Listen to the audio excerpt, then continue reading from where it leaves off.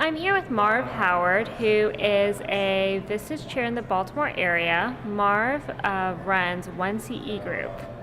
Marv, you've been a chair for 12 years. Talk about why you decided to become a chair.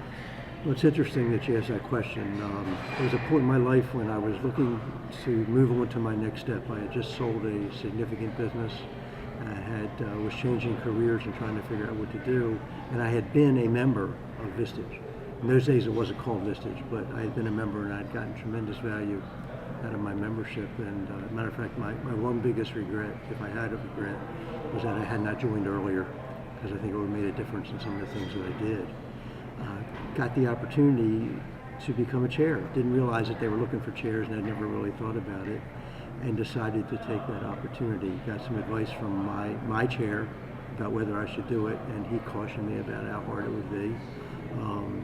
But he did tell me how rewarding it could be, and he wasn't talking about dollar signs. So I decided to do it, and I've never looked back. What brings your members together in your group, in your one group? Sure. Well, one of the things that we learned is that a CEO, a business owner, a president, the person that makes the decisions is really in a very lonely spot. Okay? There's a cliche that it's lonely at the top. Most cliches are cliches because they're true. And so, a business owner or a CEO kind of hides behind their door and sweats out what they're going to do, and then walks out their door and puts on their armor and the super person. In a group like mine, we don't have super people. They come in and they're real people, and they tell us the truth about what's going on. They ask for help from the members that are there, for advice, for constructive ideas, for history and experience. And it's given in a way that is non-judgmental and non-destructive, but is meant only to help people. So it's probably the only place in the world where somebody can come and get advice where nobody in the room has any kind of a vested interest in the outcome. Okay? So we've developed trust. And what happens over the years is people look forward to this as a time where you can come to a meeting. You don't have to be the leader. You get to be a participant. You get to relax a little bit, and you just get to not worry too much about what you're saying, because nobody's going to beat you up over it.